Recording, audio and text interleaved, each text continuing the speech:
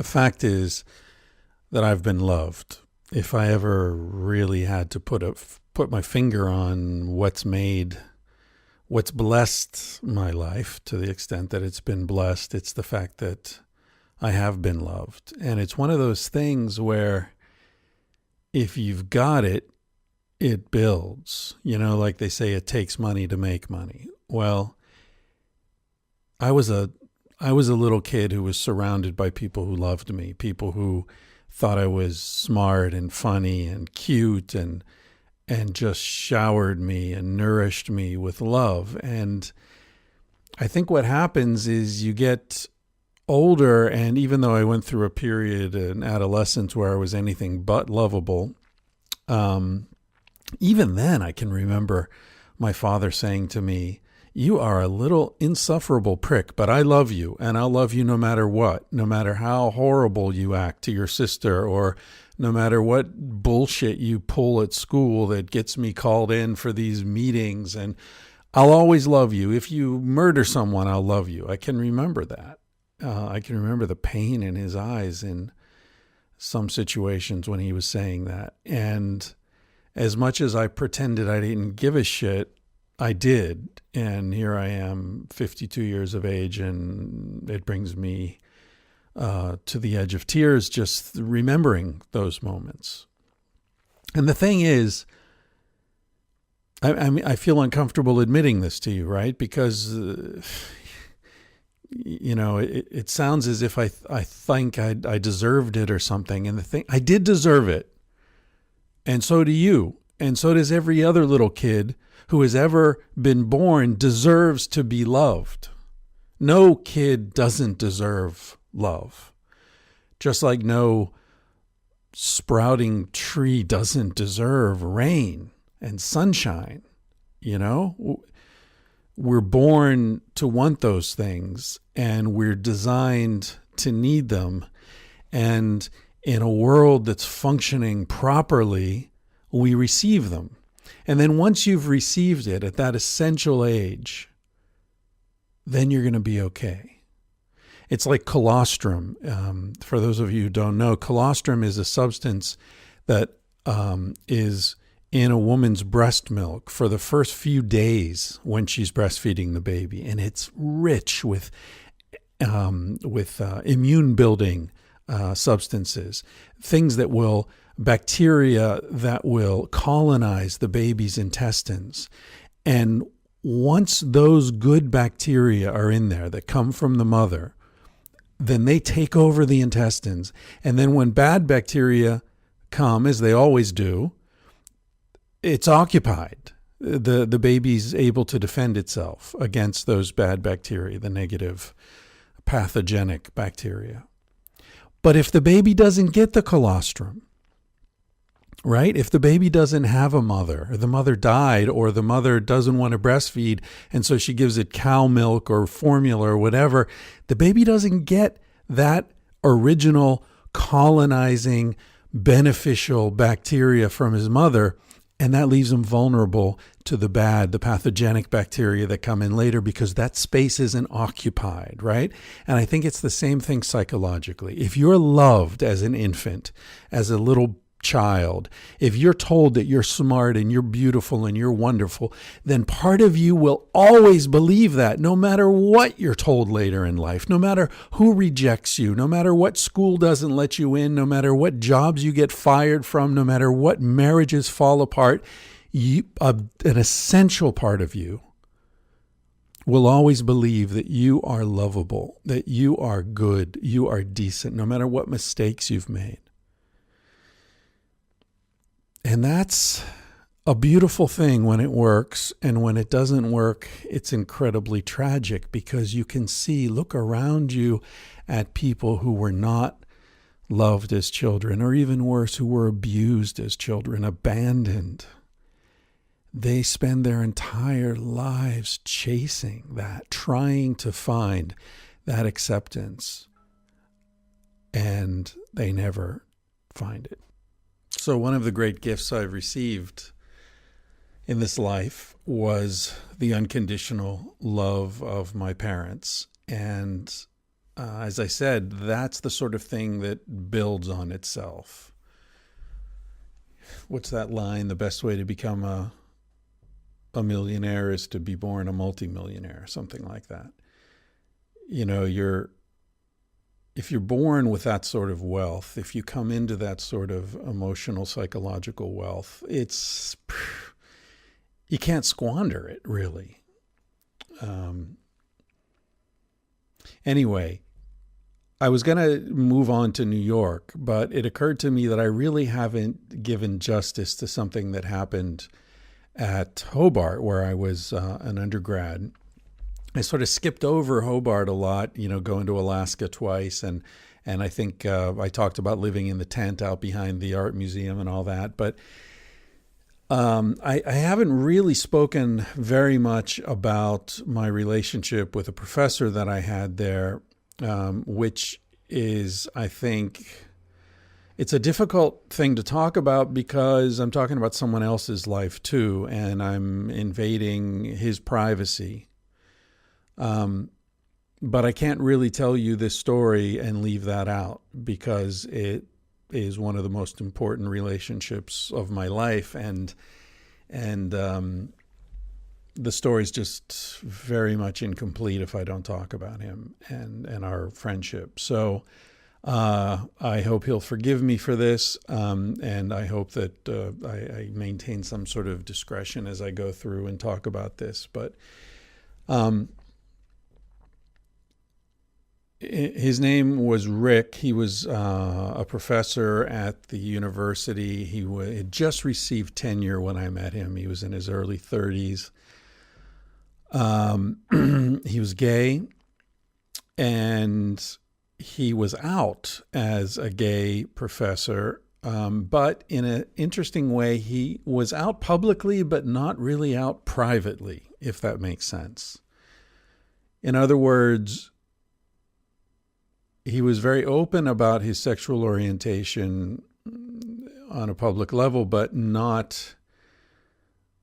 he hadn't overcome the shame and the self-loathing that often comes with this. Now, this whole thing about parental love, this guy, without getting into his private story too much, he had extremely demanding father figure who was never happy with him. That, typical story that we hear all too often of the father who is never happy. You get an A, well, why wasn't it an A plus, And this guy, Rick, spent a lot of his energy and his life trying to live up to his father's expectations without understanding that they were asymptotic. They were, the carrot hanging in front of the donkey that the donkey never reaches.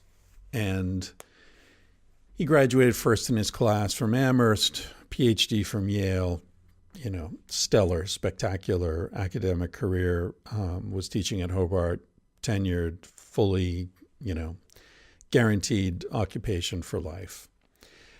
I met him shortly after tenure, and it was an interesting moment in his life because when a professor gets tenure, that's like, you can exhale now. You can relax. You're there. You made it. You're set for life. You're not making a lot of money, but you've got a guaranteed income for life. You can't be fired unless you do something outrageous, but it's a pretty secure situation. So I came along. I was crazy, young, reckless, nuts, and here was a guy who had been holding it all in for a long time. And I remember the night we met. We met actually at a protest at Seneca Army Depot, which is this big military depot in upstate New York in the Finger Lakes. And there was a protest about the Minuteman missiles that were being shipped over to Europe, aimed at the Soviet Union.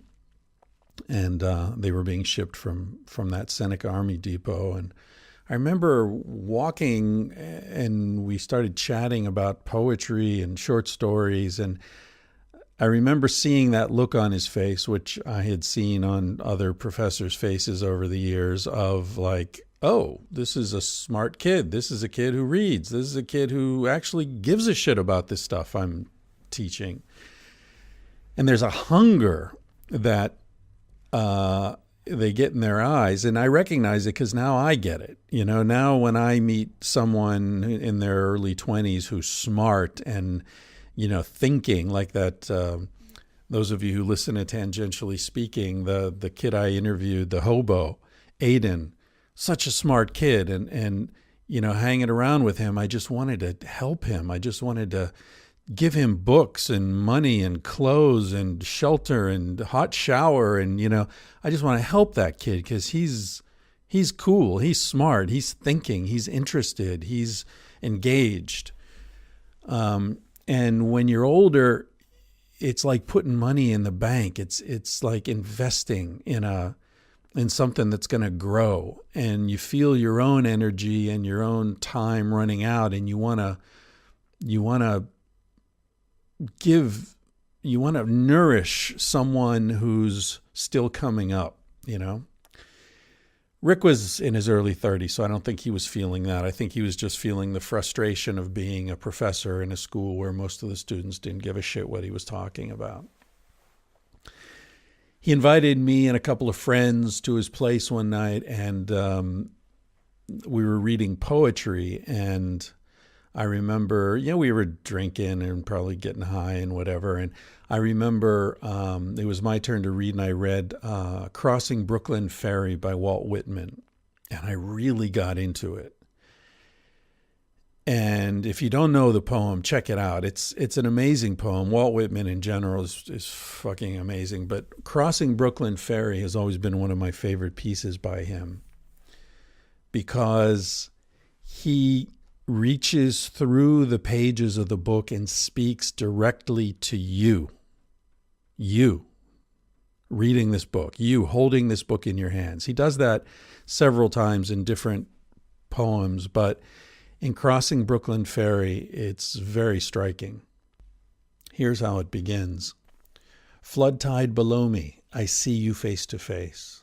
Clouds of the west, sun there half an hour high, I see you also face to face. Crowds of men and women attired in the usual costumes, how curious you are to me.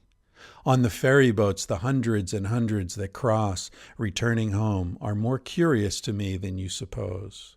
And you that shall cross from shore to shore years hence are more to me and more in my meditations than you might suppose. Now, this is before there was the Brooklyn Bridge. There were Brooklyn ferries. And that's what he's talking about. And he's talking to us. You that shall cross from shore to shore years hence are more to me and more in my meditations than you might suppose. Anyway, Rick and I bonded over that experience because he loved Whitman as well. And then I became his protege, his best buddy, his friend, and in the eyes of many people, his lover. We never had a sexual relationship, at least not in a physical sense.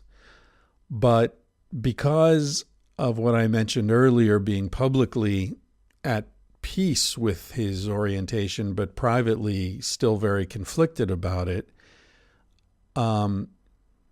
there was, I think, a very important energy in my being a straight guy who accepted him and loved him, came to love him. I mean, he was my best friend for a couple of years. And I think there was something in that was very valuable to him. There was an acceptance and a liberation because, here I was saying, hey, let's trip and go to the museum. Let's do this. Let's do that. I was sort of a bad influence. I was like the lawyer in the Hunter S. Thompson Fear and Loathing in Las Vegas. I was the guy who had the briefcase of drugs, and I was always saying, come on, let's do this. Let's skip, I'm saying to the professor, let's skip school and go, get high somewhere. But anyway, we developed an interesting dynamic where he was just showering me with intellectual nourishment.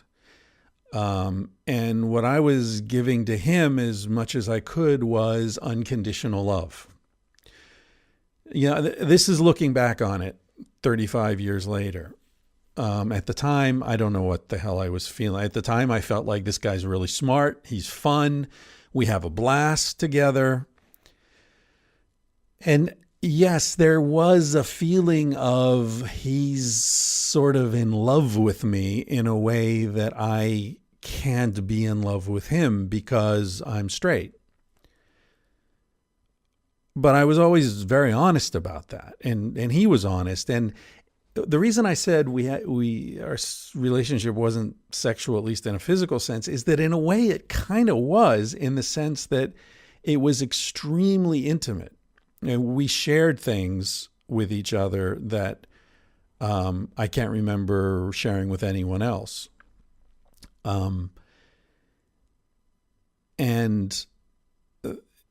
I think the fact that this is a recurring theme, and this is one of the reasons I felt this was important to talk about, because you'll find that if you listen to the rest of these, there's been a series of men older than me who have decided that I was someone they were going to invest in, that they were going to help.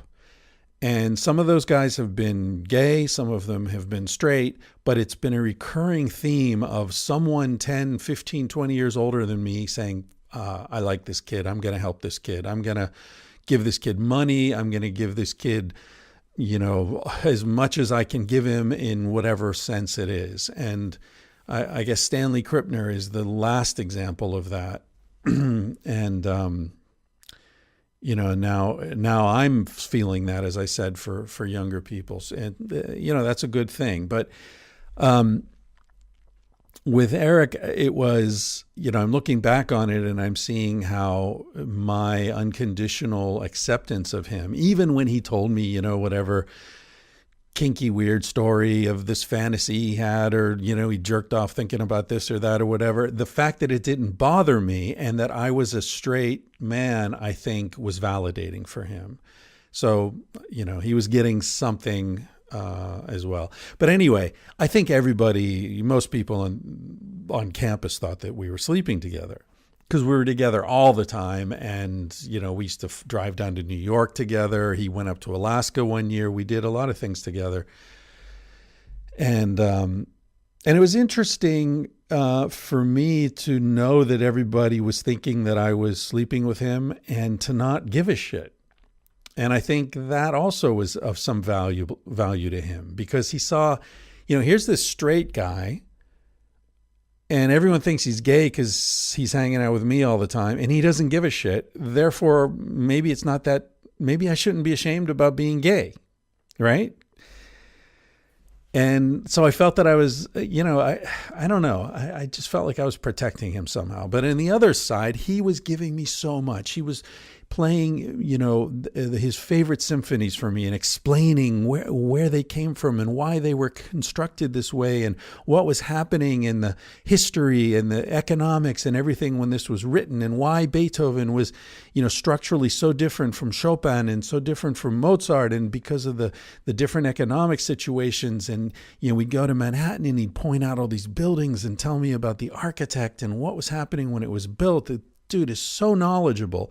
And I can't begin to tell you about the different literature that he turned me on to. And I remember one time we were in his kitchen. We were going to drop acid and walk around in the snow. We had our coats on and gloves and everything, and we were headed toward the door, and we were already starting to get high. And he always had books everywhere, and there was a copy of Heart of Darkness on the kitchen table. And I picked it up and I said, I just read this recently. There's this amazing passage. Let me read this. And I read a few, we used to read to each other, which, by the way, is a wonderful thing. If any of you are studying literature, read that shit out loud.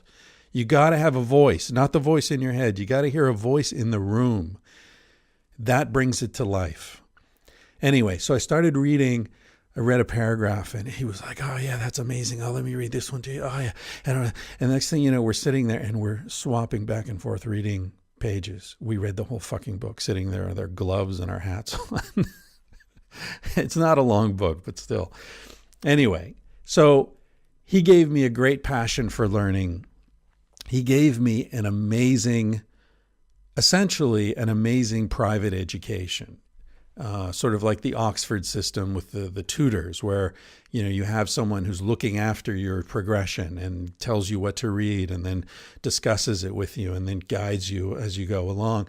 Well, that's what I was getting from this guy. And then through him, some other people who were also professors at the school took a special interest in me and put a lot of energy and effort into helping me along my way. And I felt that I gave that a short shrift earlier when I was, focusing more on the adventures in Alaska and my repudiation of that. Because I did ultimately decide that I don't want to have this guy's life. I don't want to join him. And the whole thing was that I was supposed to join him. I was supposed to go off to Oxford and then come back, and he'd get me a teaching gig, or I'd get a gig somewhere else. And by the time I was 30, I'd have tenure, and, we'd be together in that academic realm.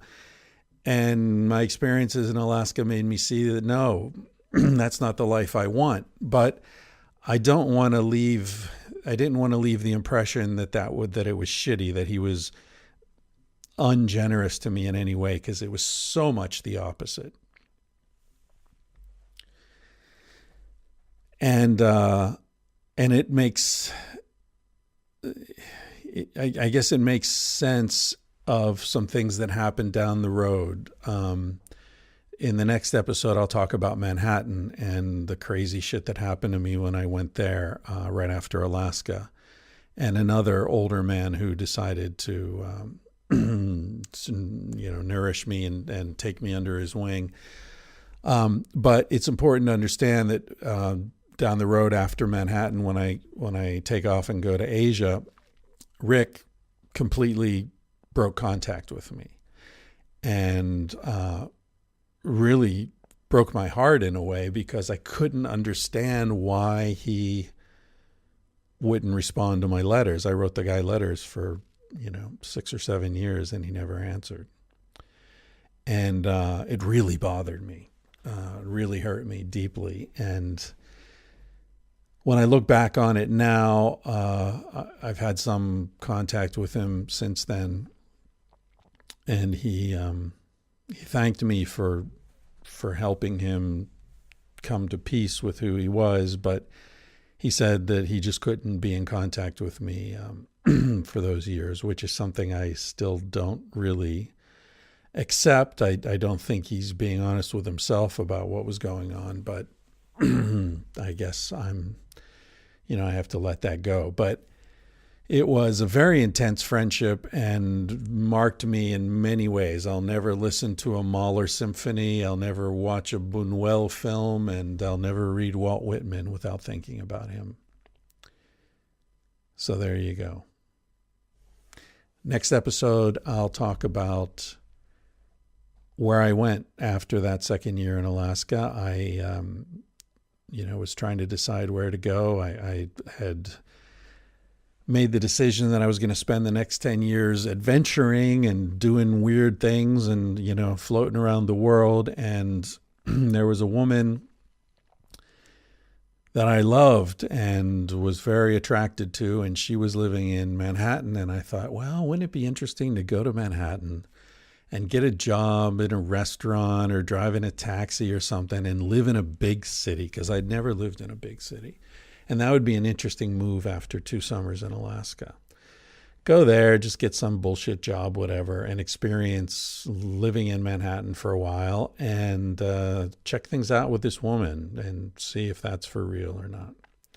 So that was my plan. And I went to Manhattan, and I did get a job in a restaurant.